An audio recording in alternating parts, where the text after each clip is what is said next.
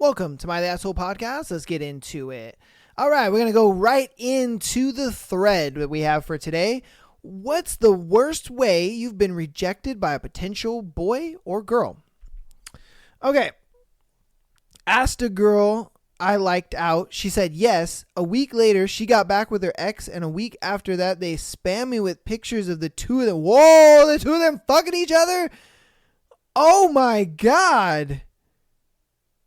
What was the point of her saying yes?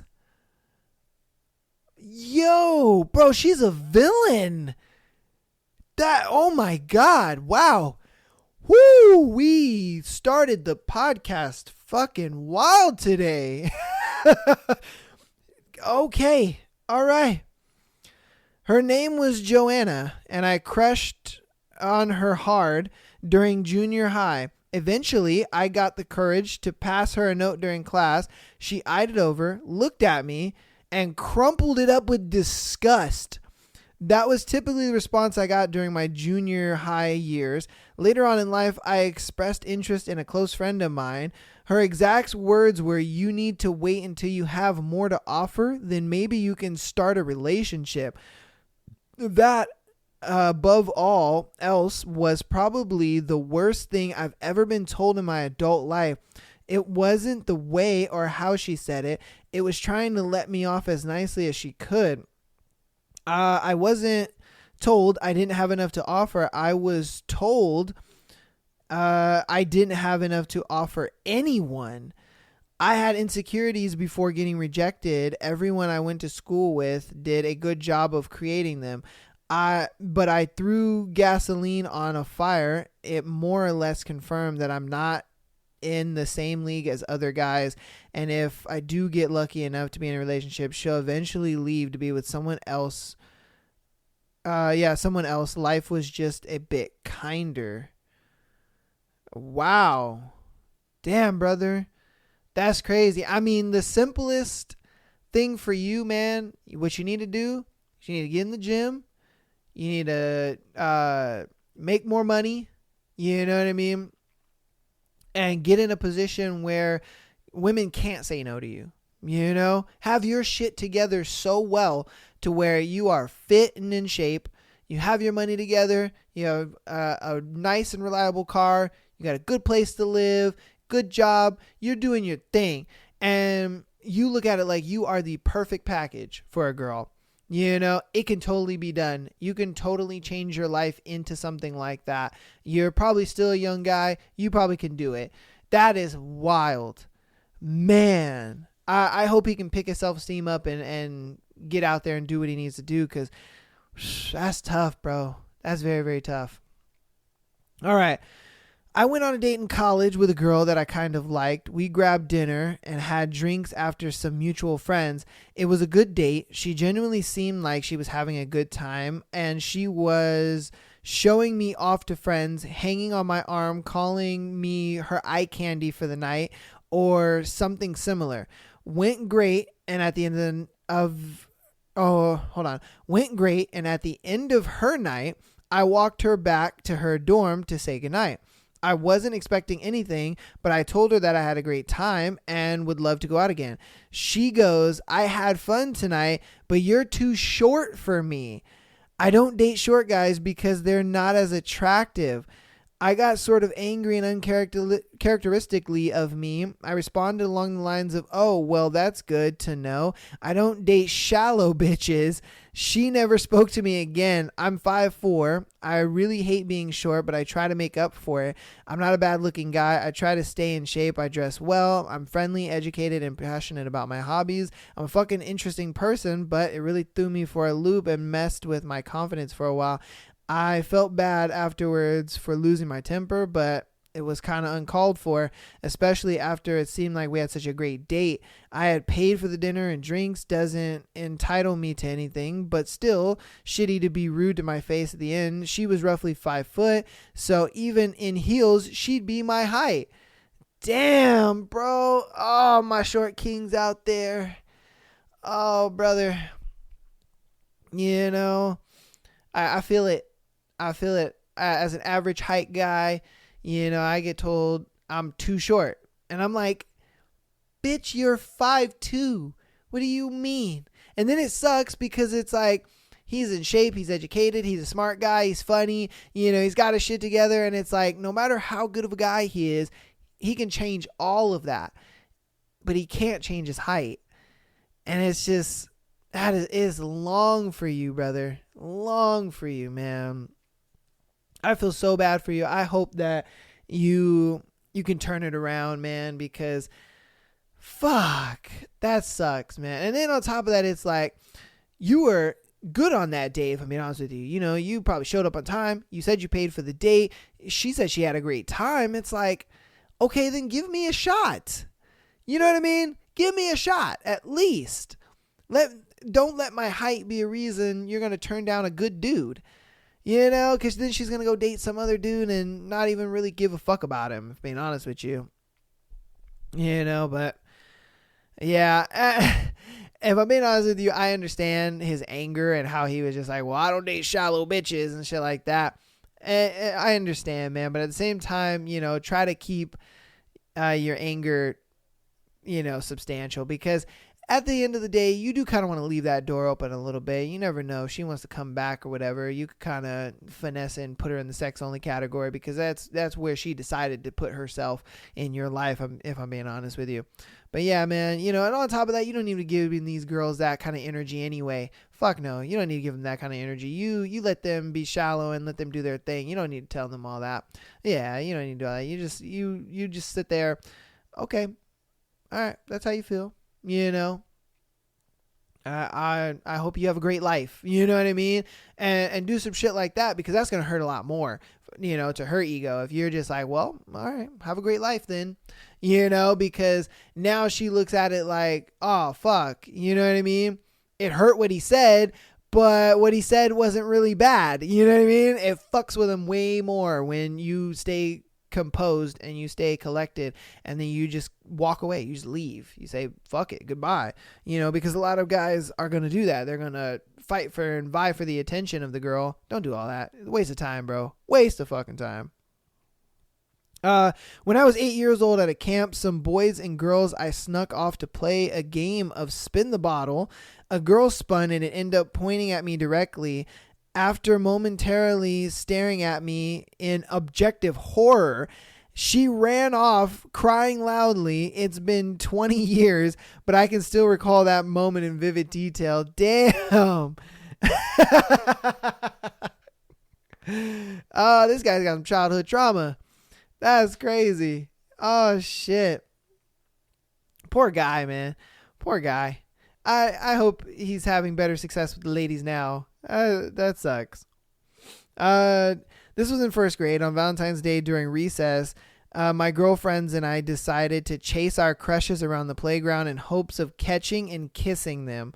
Unlike my friends who were shorter than me and not that good at sports, I was one of the tallest girls in my class and pretty good at sports, so I gave my crush a pretty good chase. I finally caught him and tried to kiss him on the cheek. Well, this guy must have really believed in cooties, because when he realized he was having too much trouble fighting me off, and he backed me up against a wall and started kicking me in the shins repeatedly. I started crying.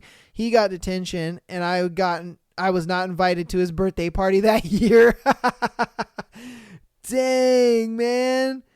That's crazy. That little boy started kicking that girl in the shins.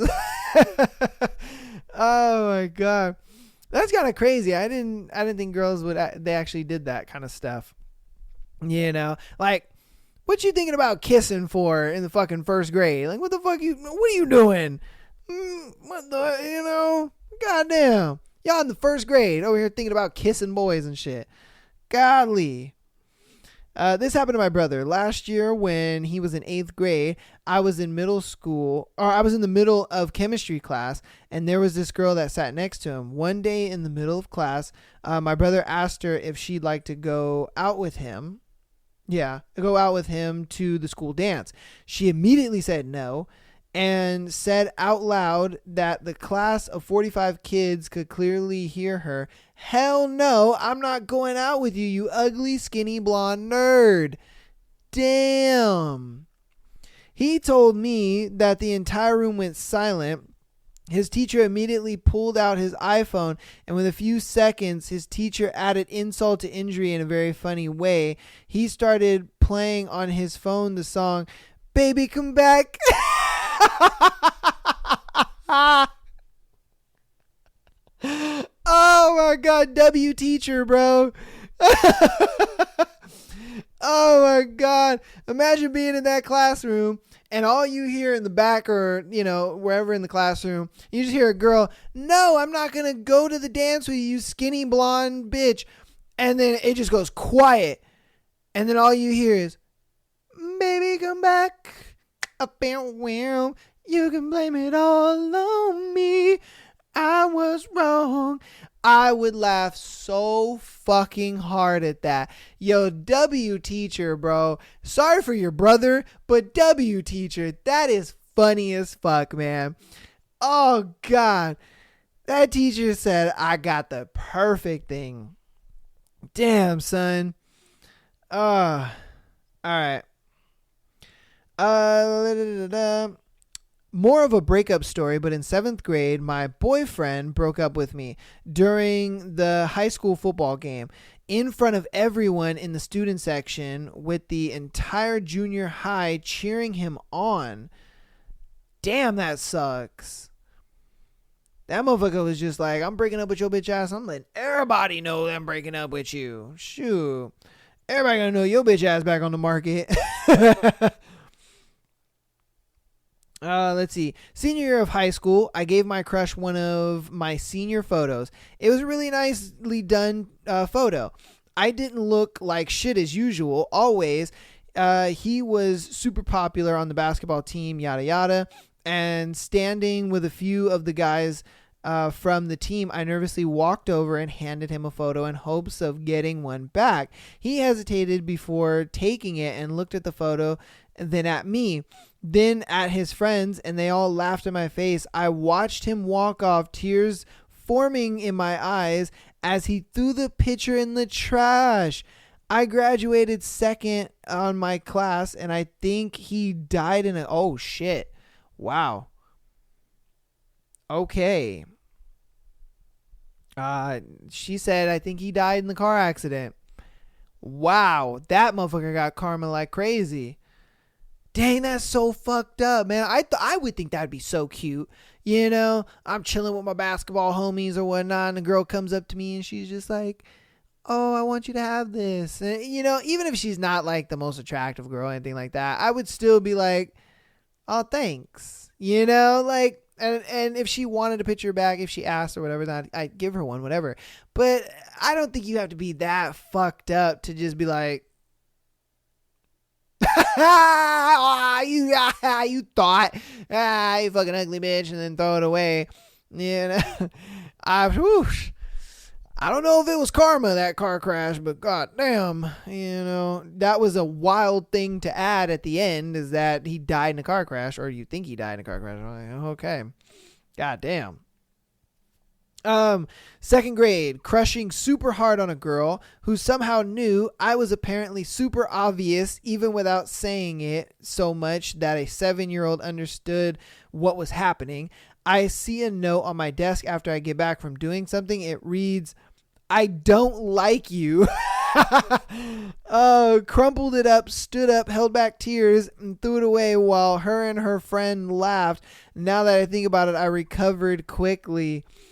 Oh, damn. He didn't even say that he liked her, but she somehow knew. And so she was just like, "I'm about to nip this motherfucker in the bud right now.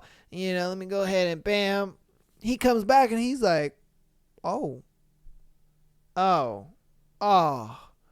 man, poor, damn. Little boys out here got it hard. These little girls, they be crushing boys from the beginning. I see why you women are so ruthless, in your formative years, because from an early age on, you guys are just crushing little boys. You guys are just taking their hearts, and they're just beating in your hand, and you're just like, just crushing it till it pops. My God, you women are villains, bro. Women are villains. Literally just happened. Got a reply from asking if the girl wanted to hook up tonight. She replied, no. Fantastic. She's just playing hard to get. Going over to her house unexpected would be the best course of action right now. I posted that from the bushes outside her house. What in the hell? This man literally asked the girl, hey, you want to hook up tonight? She said no. So he was like, she's just playing hard to get. I'm going to go to her house unexpectedly and hide in the bushes. Oh my God. Wow. Oh, wow. Oh, wow. Yeah. What is wrong with dudes? Like, are dudes that oblivious to shit? Bro, she said no. You know? And it's weird because, you know, guys always want women to be, like, straightforward or whatever. And then they're straightforward. And then a guy is just like, nah, she doesn't mean no. She means try harder. Yeah. And they come up with this in their own head. There's not someone else that's like, telling them this. You know, they come up with this in their head. They're like, she said no? Nah. She's playing hard to get. Yeah. She wants this penis. She just wants me to try harder. So I'm going to go to her house and then I'm going to fucking hide in the bushes. And that'll definitely change that no to a yes. Like, what are you expecting? Really, what are you expecting? All right, we're going to do like 3 more. Let's see. The only time I ever straight up asked a girl out was in high school. We were at a big high school party, and I'd been dancing with her all night and working up the courage to ask her out. I finally did, and she laughed right in my face and said, as if. I never tried to ask out another girl after that. Luckily, my now significant other asked me out. I didn't have to worry about rejection with her. Damn, man. Oh. And this kind of works on both ends of the stick. You know, I feel like women are the reason why guys are so weird and awkward, because they'll do these kind of things and then dudes will have high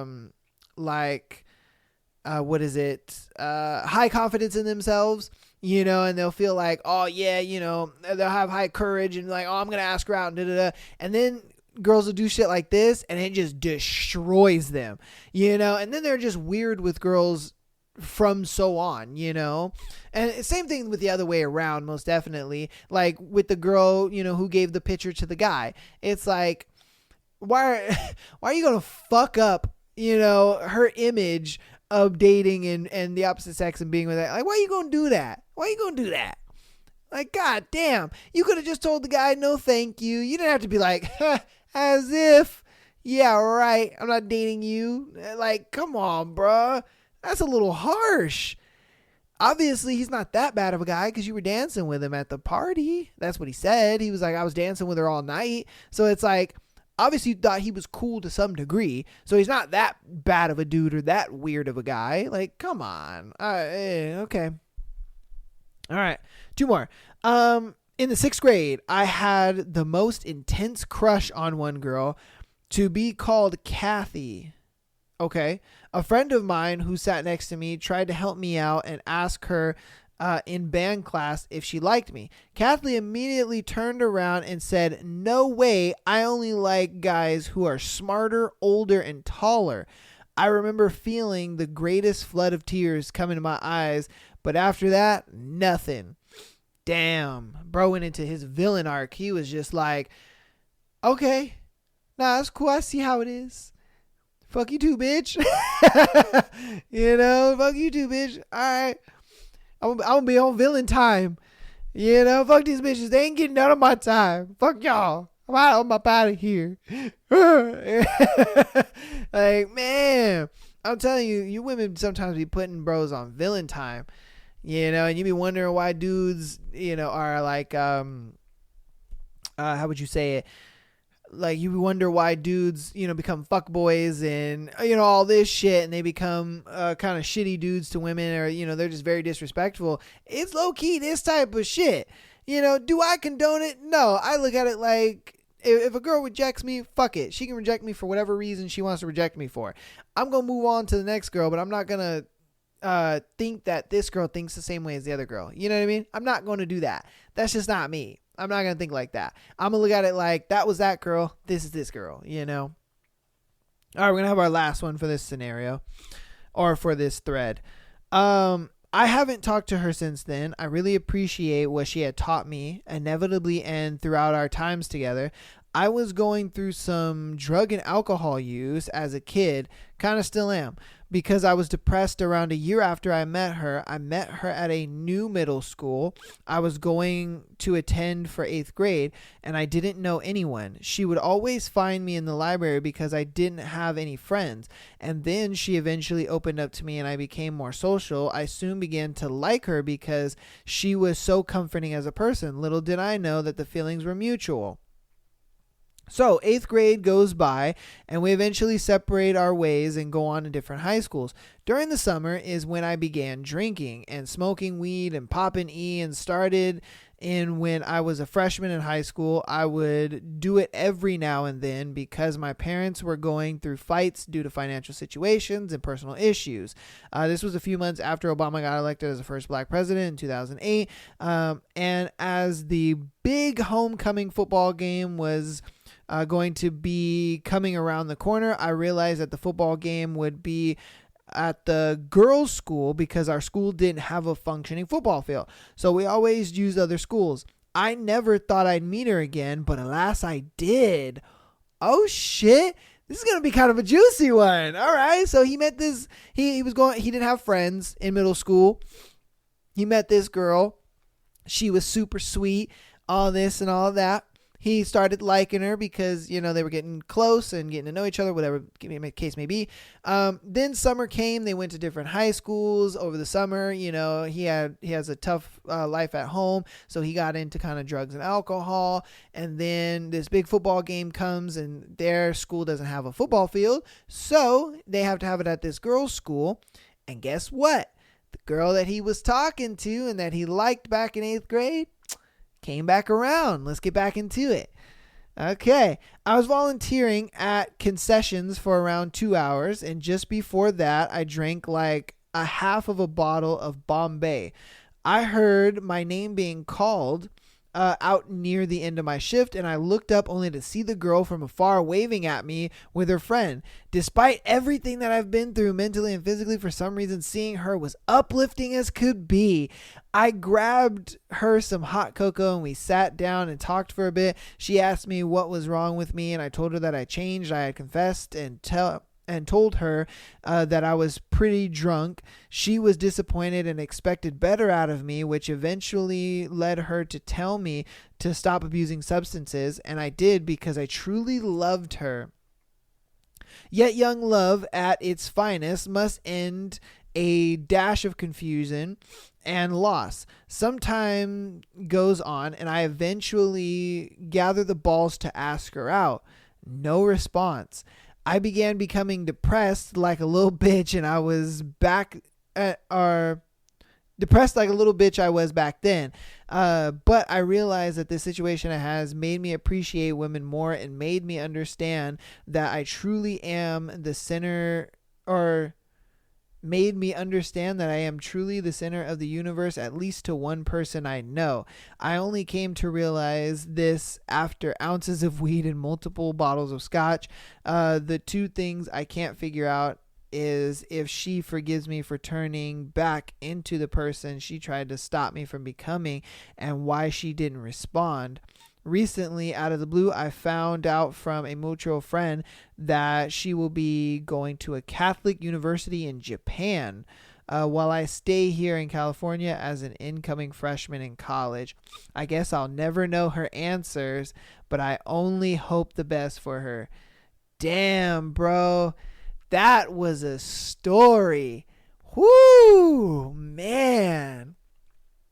I feel for the guy. having a tough upbringing, and it kind of led you to doing this stuff. I wonder why she didn't give you an answer though.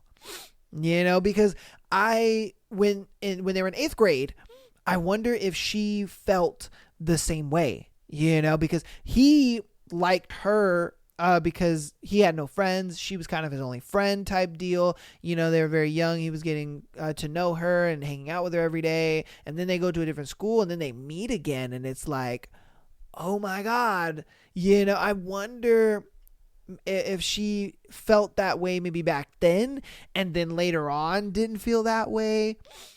I wonder why she didn't say anything though. I do. I wonder why she didn't respond.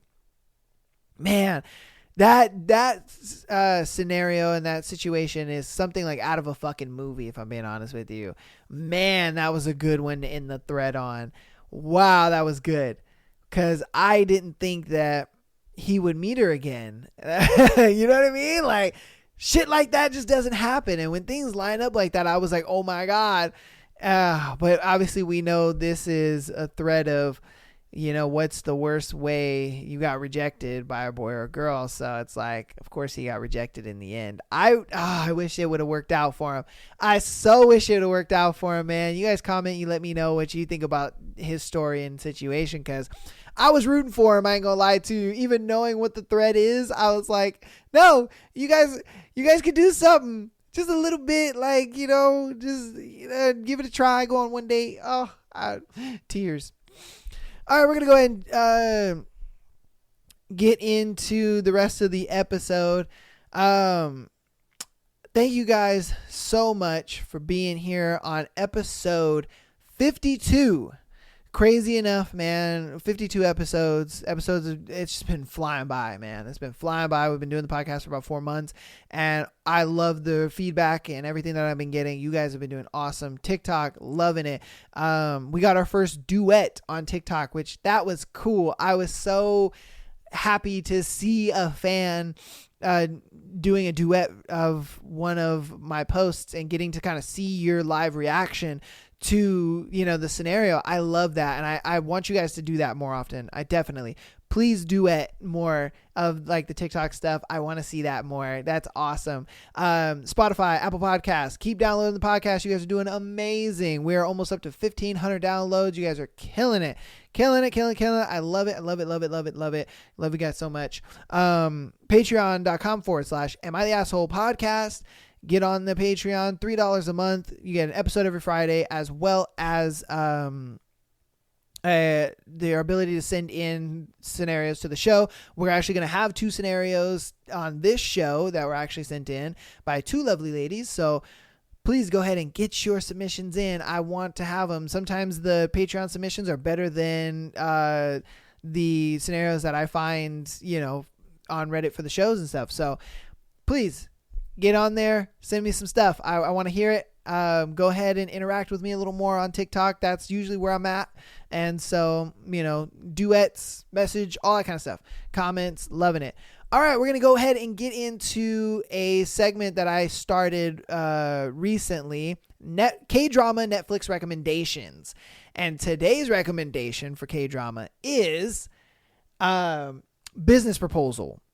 This Kdrama is really good. Really, really good. I enjoyed it. A lot. If I had to rank it with the K-dramas that I have recommended so far, which is Duna, ID Gangnam Beauty, and now Business Proposal, it would be in third, if I'm being honest with you. It would definitely go Duna, My ID's Gangnam Beauty, and then it would be Business Proposal. Business Proposal is a great one, though. I do recommend that you guys watch it. I do think that it is a good show. It's only 12 episodes. Every episode is an hour long, so you are going to have to put a little time into it. But I do think it's a really, really solid show, if I'm being honest with you. It was very funny. It was very interesting. I'm going to go ahead and run down for you. And it starts off pretty much with our main guy, our main stud, our boy Kang Tae-mo. He's getting off the plane, he's in his suit doing his thing. He's like, all the girls are looking at him like, ooh, goddamn, because he's a handsome ass motherfucker. I ain't going to lie to you. And so he's getting off the plane, and he's actually going to a meeting.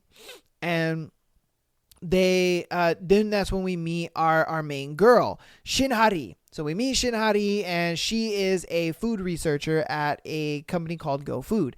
And so, she's making this little fish dish or whatever and whatnot. And then she gets like an alert, like, oh shit, the meeting's about to start. She is bolting down. She gets to the meeting. She meets up with her researcher teams and whatever. They're going to this meeting because the president of the company, which we later figure out is Kdrama, he is going to be announcing like which team, because there's like there's 3 different teams of researchers, and the president goes ahead and chooses which project from which team that he wants to like push forward and release to the public and all that kind of stuff. So that's what that meeting was supposed to be about.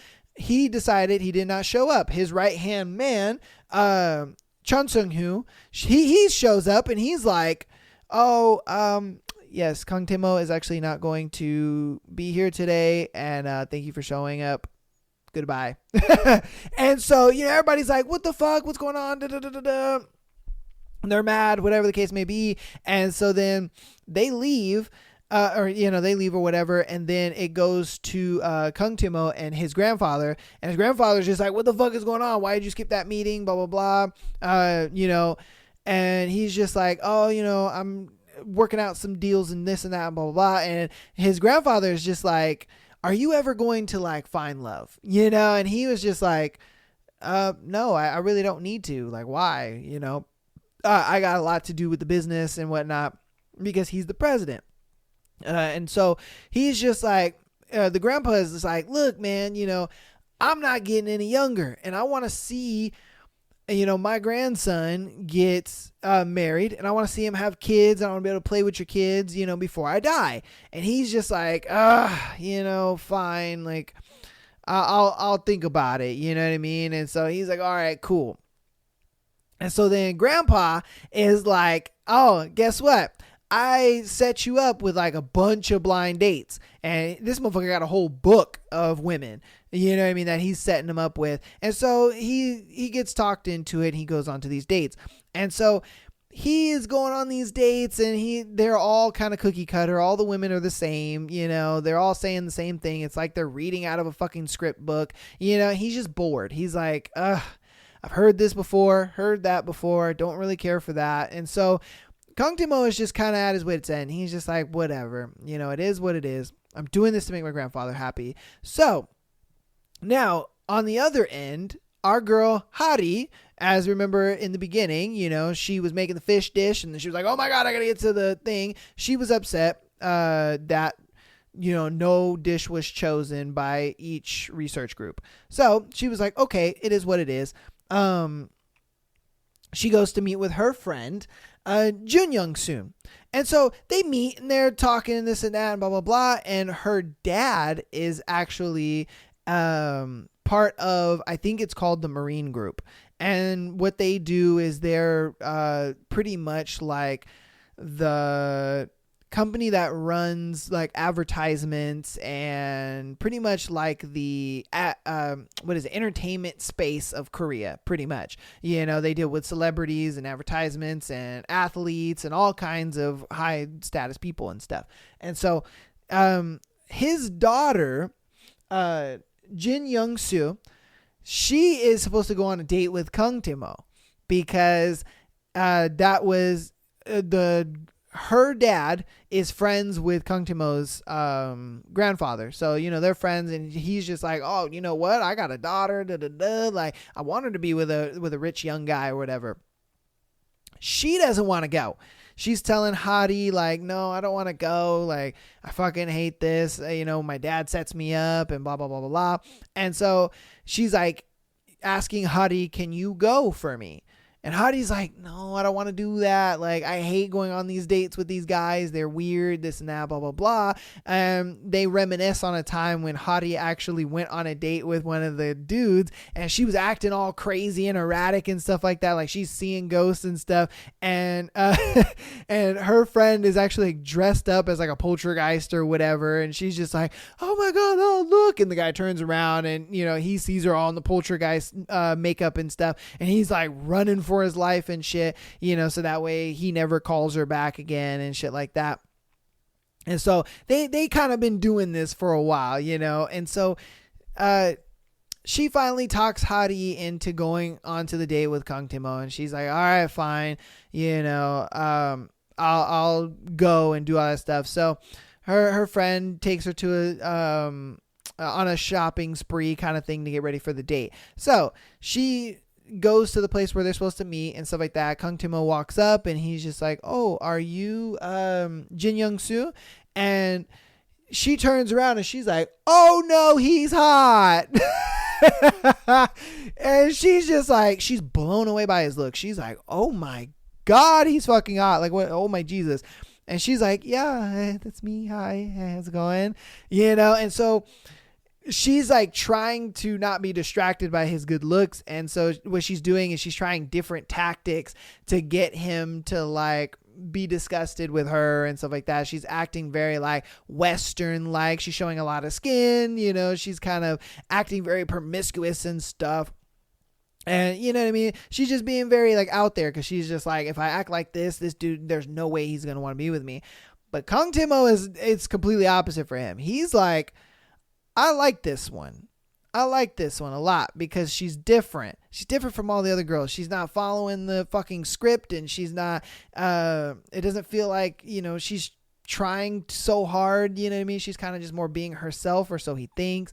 And so then it gets to a point where they get kind of wrapped up in a conversation, and she's just like, oh, I like to go to a hotel with a guy on the first date. And he's like, okay, let's go. And she's like, okay, yeah, sure, let's go, trying to call his bluff. They get to a hotel, dude gets a room, everything. And so then her friend comes out of nowhere and it's just like, you slept with my husband. And she's just like, what? Huh? It's like, you slept with my husband, you whore, how dare you? You slept with my husband. Like, I can't believe you. Da, da, da, da. And so then Kang Timo is just like, I think you got the wrong girl. And she's just like, no, I don't. That's her, blah, blah, blah. Trying to make it look like she's crazy and all this kind of stuff. Trying to get Kang Timo to just be like, oh God, you're crazy. I don't want to deal with you. And so, he like takes her and he's just like, no, you know what I mean? You got the wrong girl, lady. And so then, that date pretty much ends up with Hadi just running away. Like, she fucking runs away and she gets into a cab and just drives off. Kang Timo is just like, he's all about it. He's like, I like this girl.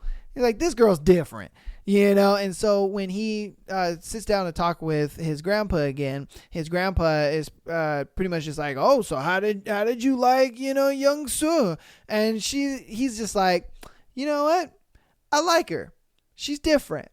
I think I'm going to choose to pursue her, most definitely. And so then later on, that kind of starts how they pretty much got connected and how Kang Timo and Hadi pretty much became, involved with each other. Obviously it's through her friend and it's under the guise of she thinks that it's her. So we fast forward a little bit. And, Jin Young-soo, she is at a convenience store. And so she happens to meet Kang Timo's like right-hand man, Cha Sun-hoon, and meets him. And it's just like, they're like love at first sight. Both of them. They're like, he's like, oh my God, she's gorgeous as fuck. And for him, he's like, or for her, she's like, oh my God, he is the handsomest thing I've ever seen. And so, they don't end up really doing anything about it. It's just kind of like they lock eyes, they fall in love with each other, and then they like, split off or whatever. And so then there's a time where Young-soo, she is in a parking lot or whatever, and she is like, I don't know if she was backing up. I think she was backing up. She's backing up and she almost runs into Kang Timo's car. And so she gets out and then she's like, oh my God, I'm so sorry. Da, da, da. And then she's like, wait a minute. It's you. It's the dude from what's the name? And so they exchange cards. And so he was like, oh, okay. Jin Young-soo. And Kang Timo's like, Wait, what? No. I went on a date with the Jin Young Soo. That's not Jin Young Soo. I know what Jin Young Soo looks like, and that's not her. Like, why are you impersonating? And she's like, whoa, hold up, what's going on here? And then she doesn't realize, like, oh my god, that's Kung Timo. Like, oh fuck, you know what I mean? So now the jig is up, and so Hadi, obviously dressed as, Jin Young Soo, she goes there, and Kung Timo is just like, all right, bitch, what's going on here? Huh? Because you said you were Jin Young Soo, but I actually ran into Jin Young Soo, and that's not you. So who are you? And so then she gives a fake name, and she's just like, I'm, and she uses her actual last name, I believe it is, right? Yeah, she uses her actual last name as Shin, and she's just like, Gyum-hyo? And now she has to commit to the Shin Gyum-hyo name, and so he's like, he buys it. He's like, okay, all right, cool then. Okay. And so then, they enter this contract and whatnot, and he's just like, look, to keep my grandfather off my back about finding a girl, I'm going to enter this little like business proposal with you. And what we're going to do is you just pretend to be, my girl, whatever, and we're fooling my grandpa. But if you try to get out of this contract, you're going to have to pay a lot of money. And so she's like, oh, fuck, I can't do that, whatever the case may be. So she agrees to the contract, whatever. And so now she is Shin Gyum-hyo to him. And so now it ensues even further, and then it got to a point where, he finds out the truth and all this kind of stuff, and then, it escalates even more. And like I said, that's just like the beginning synopsis of it. That's probably the slow part of the show. It just doesn't feel slow. You know what I mean? Like when you're watching it, it doesn't feel slow, and that's what I love about it. It wasn't like My Idea's Gangnam Beauty, where it doesn't pick up to like episode 3. You know what I mean? Because episode 3 is obviously now they're in college, shit's starting to happen, things are starting to move forward. It's like this one from episode 1, it's ready to go. A lot of shit's happening. You're introduced to all the characters. You find out that Hadi is actually into a guy named Lee Min-woo. You know what I mean? And she's had a crush on him since forever. And that's why, she doesn't really care for Kang Timo and all that kind of stuff. And it's why she can go on dates for Jin Young Soo. So, you know what I mean? It's just, it plays a lot into it. Now, what I don't like about the show, though, is there's a lot of filler. And I mean a lot of filler. There's a lot of scenes in the show that just, it makes no sense to have that scene in there. I feel like they just kind of threw it in there because they're like, we want to make an hour-long episode. There was a lot of fluff when the two main characters finally got together. When they finally got together, it just seemed like it was a lot of fluff. It was like you could have cut out 2 episodes and then did episode 11 and 12, and you could have been just done with it. Because nothing really happened, if I'm being honest with you. Nothing really happened within those 2 episodes. So I was just kind of like, and then that's when it got good again at episode 11 and 12, but I'm gonna let you guys watch that. But like I said, there was just a lot of scenes that just didn't make sense. And then also, while Hadi is playing as Gyum-hyo, and she's under that contract and stuff like that, whenever she is around the grandfather, because you gotta understand, the grandfather is actually the founder of Go Foods company that she works for, and then Kang Timo's the president. So whenever he would be around, she would like hide her face and stuff like that, and she would do weird shit. There was a scene where they were in an elevator, and he's just like, oh, young lady, are you gonna push the button to the floor that you want to go to, because you're not going up to the top floor with us? And so she's like shuffling and whatnot, and then she pushes the button, and then she shuffles back and whatnot, and I'm just like, you really didn't need all that in there. It's weird. And then even when they got together, it was kind of weird too, because there was a scene where they went to the movie theaters, and he was like, I know that you feel weird about, people seeing us together, whatever case may be. So I'm going to rent out the whole fucking theater room. And then her coworkers show up, and now she's got to hide from her coworkers, and then her coworkers all hella nosy, like, what, you got this whole thing to yourself? Like, I'm going to go ahead and, just be in here with you. And it's like, go away. It's like, go the fuck away, you old nosy motherfuckers, And so it just, I don't know, it was kind of frustrating in some points, because it's like, you didn't really need to put this in the show. It just seemed like it was a lot of filler. They didn't do the filler very well. The actual points of the show that made the storyline really move forward were great, but all the filler stuff, it just seemed like it put a halt to it. And then, you watch this filler and then you pick it back up. That's what I didn't like about it. But for the most part, it's a good K-drama. I definitely recommend it. I hope you guys do watch it. There is more to the relationships, because there's like at least a couple different relationships that go on. Kang Tae-mo's right-hand man, Cha Soon-hoon, he definitely has a thing for Jin Young-soo. So, they have their own little relationship dynamic. I won't spoil that. And then it's funny because there's a TV show, and it's a K-drama within K-drama kind of thing. So like, we're watching the K-drama, but they're watching a K-drama. And it's funny because the K-drama is about a girl in the middle class working for a company, and she's dating her president, the president of her company. And they're like, that can't happen. There's no way that can happen. And it's crazy because it's happening, and it's super funny because it's just like, they're all astonished about it happening, and then it's actually happening, and then it's funny because the girl in the K-drama within the show, her name is Shin Gyum-hyo, and it's just like, what? And it's crazy because things that are happening to Hari and Kang Tae-mo, they're actually like pretty much lining up with the K-drama. So like, as things are happening to them, it's happening on the show as well. I thought that was funny too. I think that was a cool little thing that they put into that show to kind of give it a little different layer, a little different perspective too. I thought that was cool. I thought that was fun.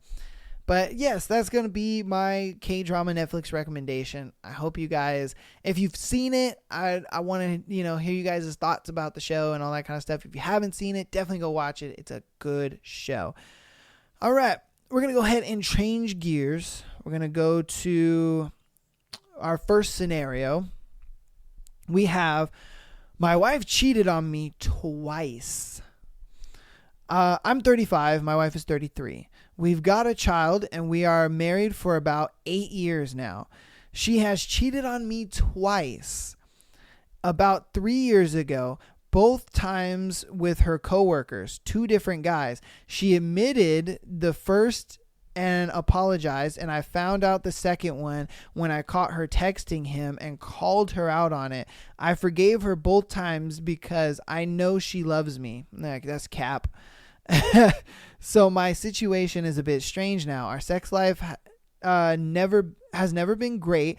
I've got stamina issues, and I know I was never able to satisfy her properly, although she was always said it's not a problem. The past year, our sex life was rather good. We got some toys, sexy outfits for her, etc. But all of the sudden, she lost her sex drive. She said she is probably asexual because she doesn't desire sex anymore. Cap. Come on, bruh. That is cap to the max. Like, come on, man. She don't want to have sex with you. That's what it is. She ain't no asexual, because she so wasn't like that with the other 2 dudes she was cheating on you with. She so wanted to have sex with them motherfuckers. Come on now. Let's keep it real. So we haven't had sex for about 2 months now. Otherwise, our relationship is fantastic, loving, respectful, and affectionate to a degree. I don't know what's going on, honestly. What's going on, man, is she fucking playing you, bruh. What are you doing? She playing you, my guy. Like, she's asexual? Bullshit. That's cap. You over here talking about it's a loving and respectful relationship? Cap. She cheated on you twice. Come on, man. Like, the red flags are just being waved like crazy, and you're just taking it. Like, what are you doing? Get your child and go. Be like, dude, no, you obviously are not fit to be in this relationship or this marriage, and you are not fit, or you are not a good example for our child. Get the fuck out of here, man. And then the fact that you took her back after her cheating twice on 2 different dudes, and you don't even know what she did with the guys. She could have easily had sex with those dudes. You don't even know. Like, that's even worse on it. So it's like, come on, man. You know what's going on. Like, I don't know why you're playing blind to it. That's retarded. You're out here playing blind, acting like nothing's going on. Cat pooped on my lawn. You know, like, dude, I don't know what you're thinking. You need to get up out that relationship, man. You haven't had sex in 2 months? I guarantee you she probably has.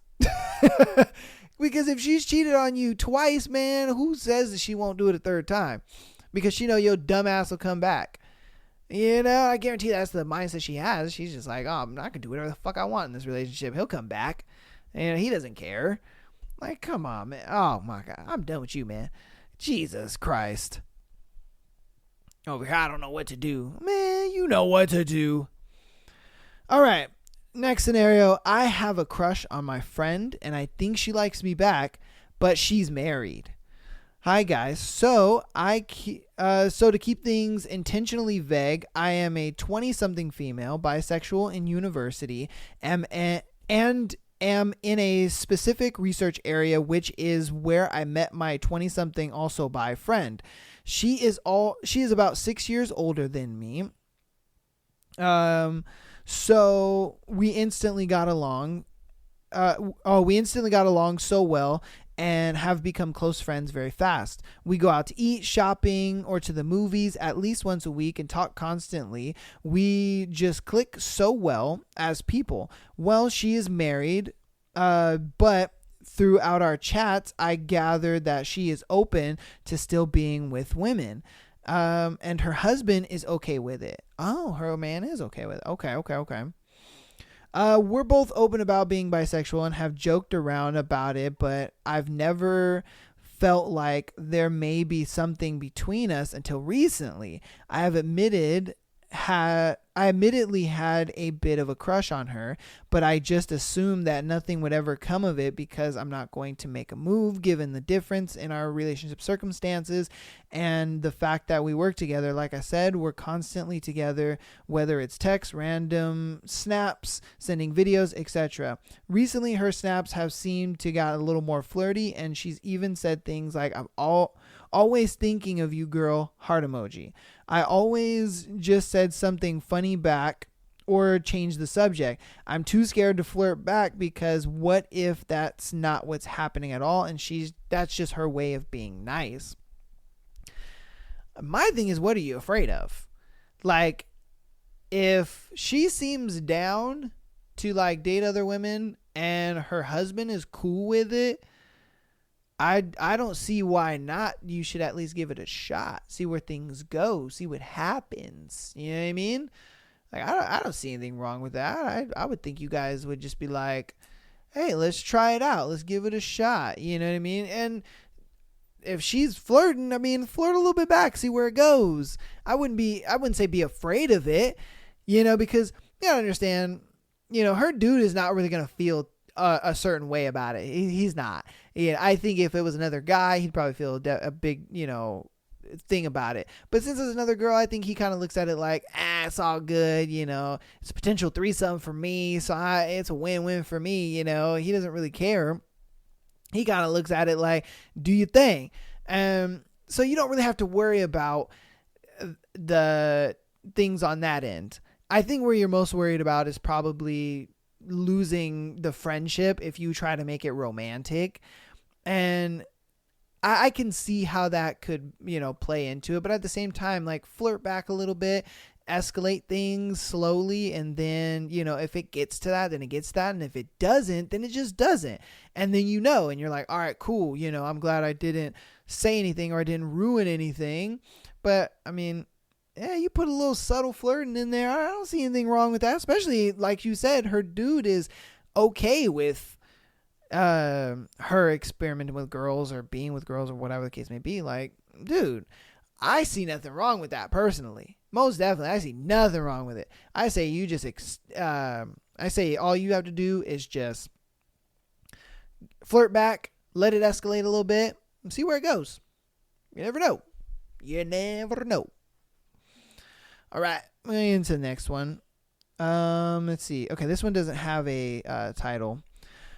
I'm looking for someone who makes me laugh. I'll fall for you if you're funny. You'll win me over if you can make me laugh is what I see on probably every single woman's profile on Hinge nowadays.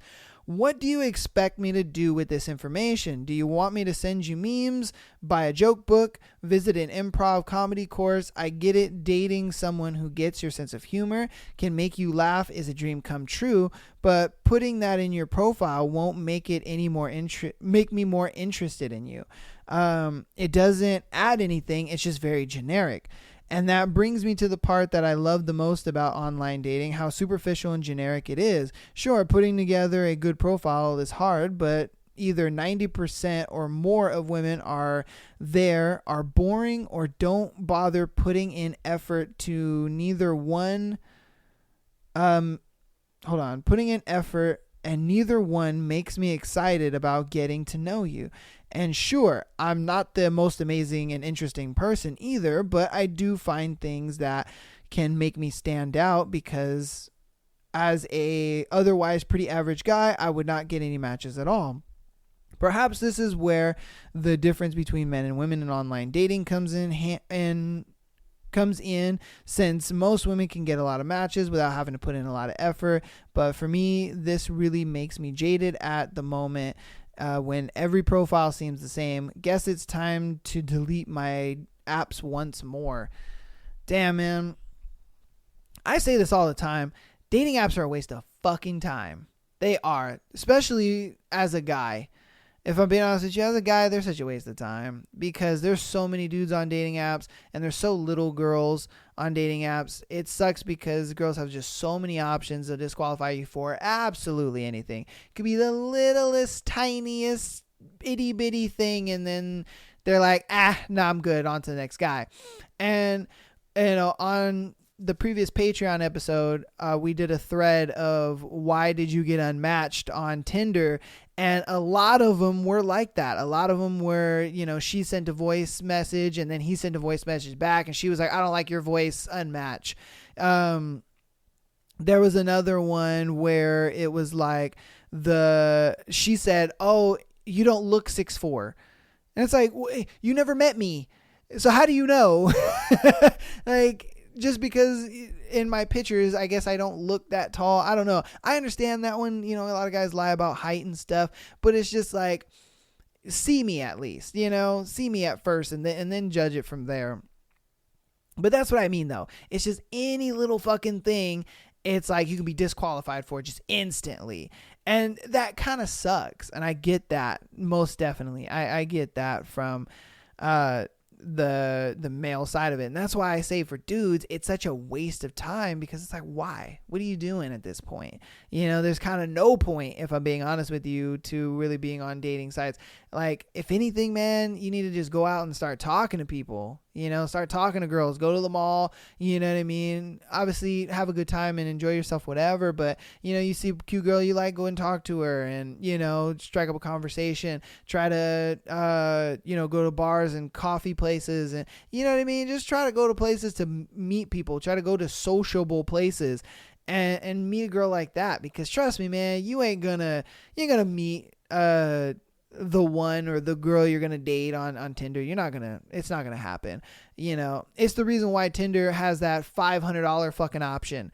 Tinder has a $500 a month option because they're like, oh, we know how desperate people are to potentially be in a relationship. So how about you pay $500 a month so that way you can potentially find somebody who wants to be in a relationship. It's whack. It's like, dude, I'm not even getting a guaranteed partner. I'm getting a potentially, I'll get a date. potentially I'll get a girl to fucking text me back. I'm paying $500 for this. Like, that is crazy. But see, that's what I mean. It's such a waste of time because so many people are so lazy to go out and actually talk to people that Tinder looks at it like, shit, we gonna profit off your laziness. Hell yeah. You want to spend $500 for the chance that a girl is actually going to text you back? Like, and then, like, don't get me started. Like, if you have a really shitty profile and then you go pay $500, bro, just you paying $500 ain't going to change. It ain't going to change shit, if I'm being honest with you. And if you don't know how to talk to a girl, you paying $500 on that Tinder thing ain't going to change shit either. So, again, it is a waste of fucking time. It's a simple thing of, like, get out, talk to people. Like, goodness gracious, it's really not that hard. Yes, you're going to suck at it at first, but after a while, you get pretty good at it, you know? And then on top of that, don't just only talk to like women. Sometimes talk to like other dudes too, because when you're talking to people that you don't know, it helps to like build that skill up, you know what I mean? And also, you know what I mean? You can also like create friendships off that too, you know, to where it's just like, you know, you start talking to a guy you don't even know, and then you guys are like hitting it off because, oh dang, you know, you got a homie now, you know what I mean? You got a wingman, you know, and you can go to places with that guy. Because obviously I can guarantee you he's at that coffee place or he's at that bar or he's there for the same fucking reason. He's like, yo, man, you seem like a dope dude. Let's go get some bitches, you know? I'm just saying, it's like, don't just limit yourself talking to girls. Go ahead and talk to some guys too, because it'll help. It'll help get that stranger anxiety out of the way. And then once you have that stranger anxiety out of the way, man, you can go talk to any girl. You can just walk up to her, hi, how are you? You know, blah, blah, blah. Are you here by yourself? Are you here with your friends? Da, da, da. You know, before you know it, you're just controlling conversations. Like, man, like it ain't nothing. Dating apps are a waste of fucking time, dude. Waste of time. And, you know, they're not really a waste of time for girls because they get so many matches. You know, all they have to do is just kind of filter it out, you know, and then go on dates with like the 2 or 3 guys they actually want to fucking go on a date with. You know, girls get actual results off that. Guys, not really. You know, sure, you can have dating apps on the side, but like, I'd go with the direct approach and approaching people and women and stuff like that over dating apps. Just my 2 pennies. All right. Next scenario. I'm done. I'm so done after this date. So I met this girl in a hiking group. We started to talk and we hit it off. It felt so natural. After the hike, I texted her and we agreed to go have dinner at a really nice restaurant I've been meaning to go to. The time comes and she calls me last minute that there's a lot of traffic and she didn't know it was so far away from her work. So she asked to have dinner somewhere closer. I hesitated for a second and agreed. I canceled the initial booking and we went to another restaurant. I was already kind of mad because I wanted to go to the initial restaurant so bad, but I tried to forget it and meet her anyway. During dinner, she was hardly engaging. She was tired from the week and didn't ask any questions, not even a "and you" question after I asked something. It felt tiring. We finished. I asked for the bill. She goes quiet when the server brings it. She doesn't reach for her wallet or anything like that. I asked if it's okay to split the bill. She agrees, but was expecting me to pay. Honestly, I feel mad at the moment. She didn't apologize for the last minute change of plans and wasn't nowhere as engaging as when we met. Plus, she wanted me to pay after all that. I'm also confused. Why does she behave that way? Have you ever had a similar experience? You know, look, man, this is a very simple, it's not, I wouldn't say it's simple, but there's definitely a reason for it. You got to understand, women are very tied to their emotions, 100%. You know, one day they could be feeling great and ready to tackle the world, and then the next day they're just like, fuck this shit and everybody on planet Earth. I want to go home. I want to get under my blanket, have snacks and watch movies and be in complete solitude. You know what I mean? And that's, I think, what the type of day you caught her on. You know, she had a shitty day at work and driving, and she's just like, I don't want to drive this far. I want to go home. I really don't want to go on this date. This is kind of like so taxing and annoying, so on and so forth. And so then she looked at it like, maybe I can get him to go to a restaurant closer. And then, you obviously agreed to it. And then she's just kind of like still dealing from the shitty day she has. She's in a bad mood. She wants to go home, so on and so forth. I personally think that that's what it was, because like you said, when you first met her on the hiking group, you guys were chatting, hitting it up. Oh, it was great. You guys were batting questions back and forth, having a good time. That goes to show you right then and there, that was a day where she was in a mood like, I'm going to tackle the world and I'm ready for anything. But then you just kind of caught her on a day where she was just like, fuck life and everybody else. I hate this. I want to go home and be in my PJs, eat snacks. You know what I mean? You just kind of caught her on one of those days. My biggest thing is, if you have plans with a girl and you have plans to go somewhere and she kind of changes it up, I would just cancel for that day and reschedule it. Be like, nah, you know what? No, it's cool. Let's go ahead and reschedule it on a different day, Yeah. Because this seems kind of inconvenient for you, and because now what you're doing is you're allowing her to be like, oh, okay, good, because I didn't really want to go on this date anyway, and if she does end up going out with you on that reschedule, awesome. That means she can be in a better mood. She can actually enjoy the conversation. You can kind of get that out of her. But I mean, if she doesn't want to go on the rescheduled date with you, then that just kind of lets you know she didn't really want to go on that date after all, and she was just kind of like, he was cool in the moment, but I don't really care for him at that point. Like I said, ladies, you let me know. Is that what was going on? Was it a thing where she was just having a shitty day and she just wanted to go home and be like, fuck the whole world? And when they first met, she was like, she had one of those great days. I don't know. You guys let me know, because that's how I feel it was. I don't think it was anything malicious. I don't think it was anything bad on either one of their sides. But, Okay, next scenario.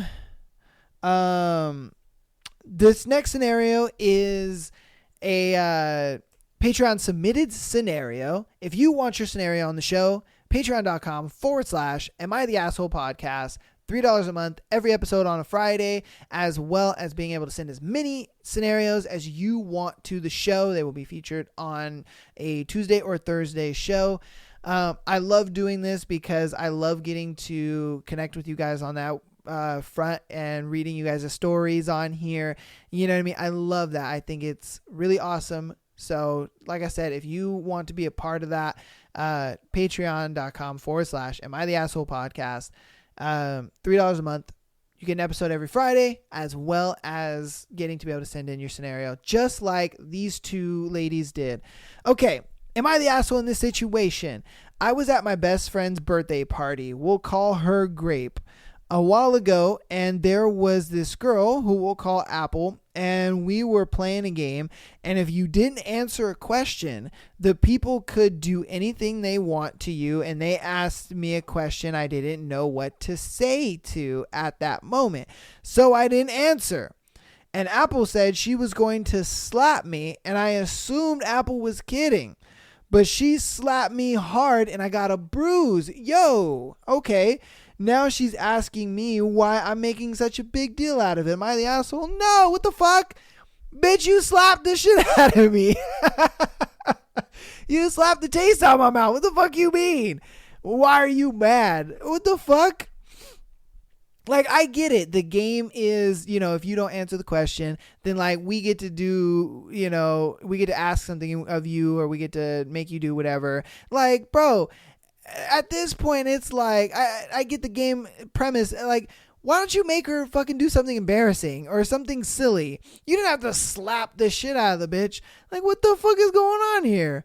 And then you're sitting there like, oh, why are you mad? You played the game. Like, bitch, what? I would have slapped her bitch ass back. Like, what the fuck? You are not the asshole in this situation. Fuck that bitch. All right? Man, I could not believe that. If I was the best friend, I really would have slapped her. because it's your best friend's birthday party. So I'd have slapped her ass back too. I'm like, bitch, what the fuck are you doing slapping my homegirl like that?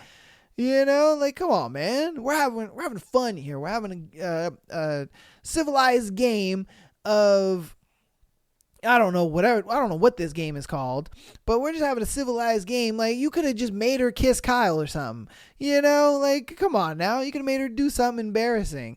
You don't have to do all that. Like, golly. That is ridiculous, man. I give you a fucking bruise. That's ridiculous. Okay. Let's see. We got our next one. Okay. I, 20 female, and my husband, 21 male, had a huge fight. I have severe insomnia to where if I don't take my meds, I won't sleep. I took my meds before my husband went to the gym and was asleep when he arrived home. He took a shower and had a few beers. I have childhood trauma due to my father being an abusive drunk. I woke up this morning and called him to ask why he didn't tell me he was drinking. He told me he had. We had a huge argument because I told him I don't remember that. He also knows that I talk in my sleep. He's calling me an asshole because he swears he told me that I'm lying.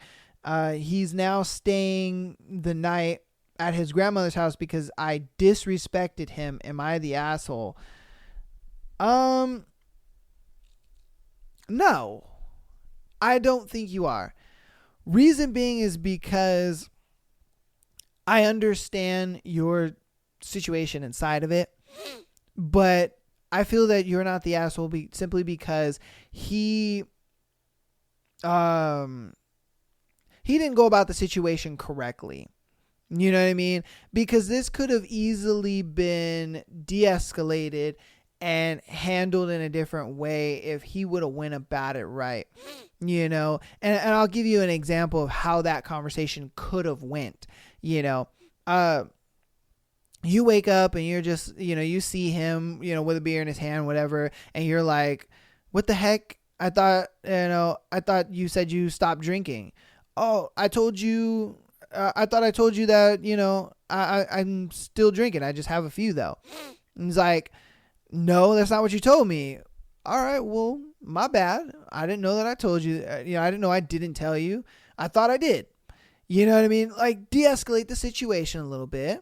You don't have to call her a liar and some other choice words I'm sure you had because you guys, said you were in an argument or whatever. De-escalate it like, whoa, my bad. I thought I told you. I guess I didn't. My mistake. Now, if I'm going to play devil's advocate here and be kind of on the other side, for you, he should know that you have that childhood trauma. He should know this. You guys are married, for fuck's sake. So he should know that you have childhood trauma with your dad kind of being abusive due to him being a drunk.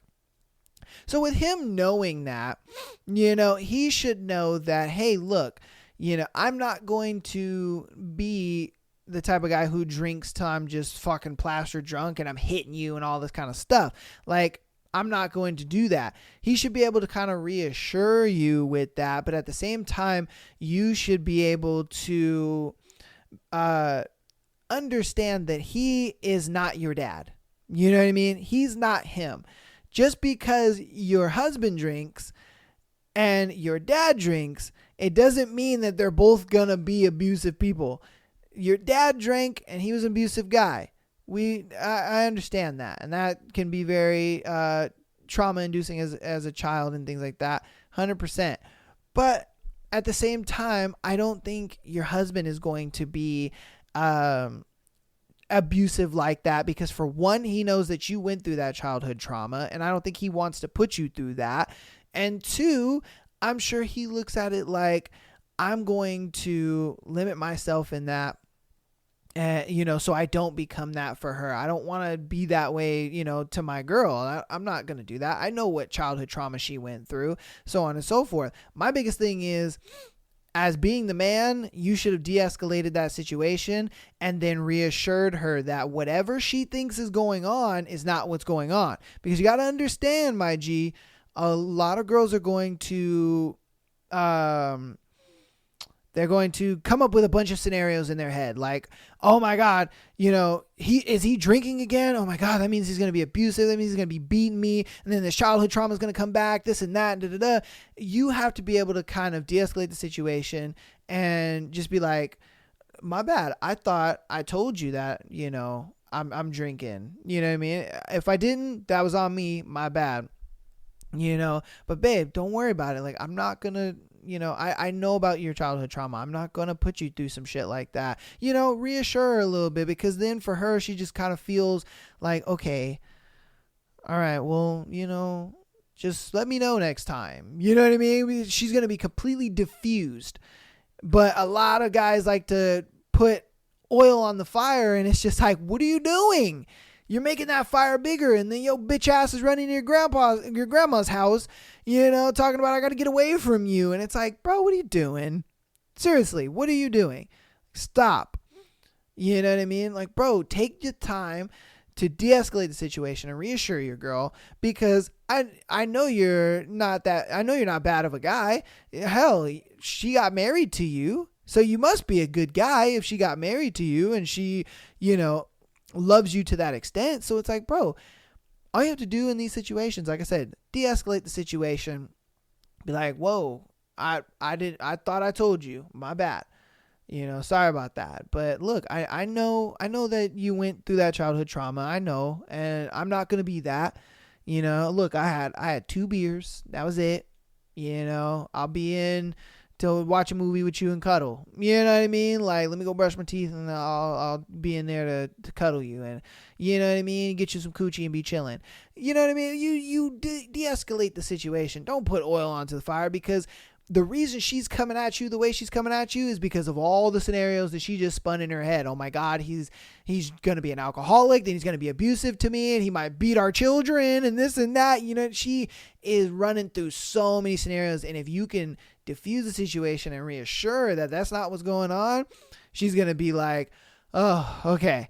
That weight is going to just fall off her shoulders, because women just do that. They put all this weight on their shoulders, and and then they bear all this weight, and then they want to throw it on us, the men, but we have to be smarter than that. We have to not add fuel to the fire, because if you're adding fuel to the fire, all you're doing is reassuring the bad thoughts that she's having.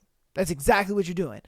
Now, every little bad thought that she's having, oh, he's going to be an alcoholic, he's going to be abusive to me and possibly our future children and all this kind of stuff. What you're doing by fighting her about this is just proving her right and all the bad thoughts that she's having. Like, yep, exactly. The fact that you're getting defensive and you're doing all this, yep, that just proves that you're going to be an alcoholic, you're going to be abusive, you're going to be this and that, and da-da-da. You know what I mean? And like, come on. So, like I said, my advice to him is to learn to de-escalate and then reassure her. You know what I mean? Because she's an insomniac. So she thinks all day, every day about scenarios. She can't sleep. You know what I mean? She needs medication to go to fucking sleep. And so this girl is a huge overthinker. I can guarantee you she's an overthinker like to the moon because she's an insomniac. She can't sleep. So her mind is never restless. Her mind is never in a state of rest. Her mind is restless constantly. So obviously all she's going to be doing is thinking, like, she's sitting in that bed and she's just like, you're probably fucking dreaming about other bitches, aren't you? I can guarantee you she's had that thought at least once, and you're over here dreaming about monster trucks and shit. You know what I mean? It's like, dude, like, chill out. So like I said, my thing is de-escalate and reassure your girl. All right. Oh man, that was a good one. Okay. We're going to go ahead and get into our last scenario for today. Is my husband cheating? Me, 37 female, and my husband, 39 male, have been married for 4 years and have a 2-year-old son. Our relationship is good during these 4 years. I discovered inappropriate texts between him and another girl. The texts were not sexual, but I did not like it. We talked about it, and he promised he won't do it again. Today I found out that there's a couple of girlfriend simulator games on his phone. One of them is Lovers. I opened the game and found like chats between him and AI girls, sexual and with nude photos and such. Is it normal? I feel heartbroken again. I don't know if I'm making a big deal out of it. What do you think? By the way, I did not talk to him about it, but I uninstalled both games. I don't think he noticed yet. Okay, this did not go the way I was expecting it to go. Not at all. I was expecting you to be like, I found some text messages and he told me that he was going to stop texting the girl. And then I found out that he's still texting her. That's where I thought this was going to go. But no, it didn't go there at all. It went completely onto another thing. Like, do you think that he's cheating on you with these AI girls? Do you think that these girlfriend simulator games are like a threat to your relationship or your marriage?